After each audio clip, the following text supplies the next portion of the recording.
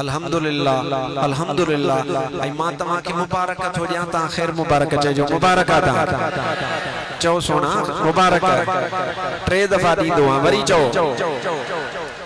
वाह या तो मुबारक दियां हाने मां फकीर साहब सा गाल पे कई साईं सैयद साईं ने शाह बैठो है फकीर सब बैठा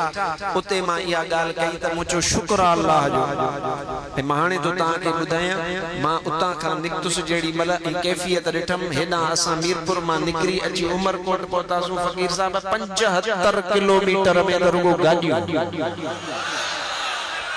उमरकोट मीरपुर खास जे पॉइंट को असा निकताऊ 75 73 किलोमीटर एतरो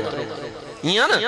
75 किलोमीटर में गाडियो यानी असा मुजी गाली उमरकोट में पहुतिया पुछा मां पोते फोन कयो आ जमायत कादा फलाना किथे आई किसी असा अन्या मीरपुर जो शहर छडियो आ अचू पिया हाथ हल्को रख जो दसी भी पुजियो अची तवा सा तकड़ में जलसे के खत्म न फरमायो ए मुजा भाव अजीज मां सिर्फ एतरो तो तुजी खिदमत में अर्ज कया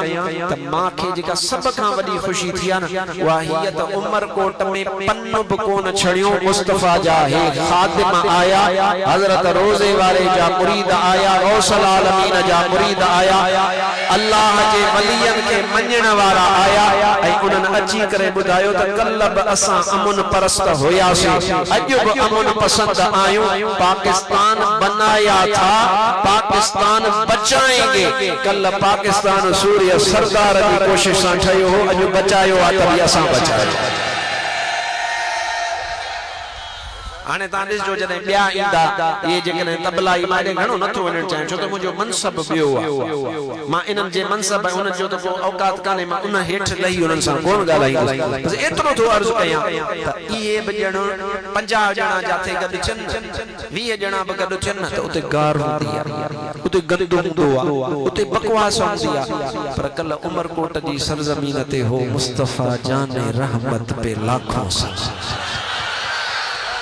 शम्अ बज़ में हिदायत पे लाखों सलाम मुस्तफा जे दुरूद जा तोहफा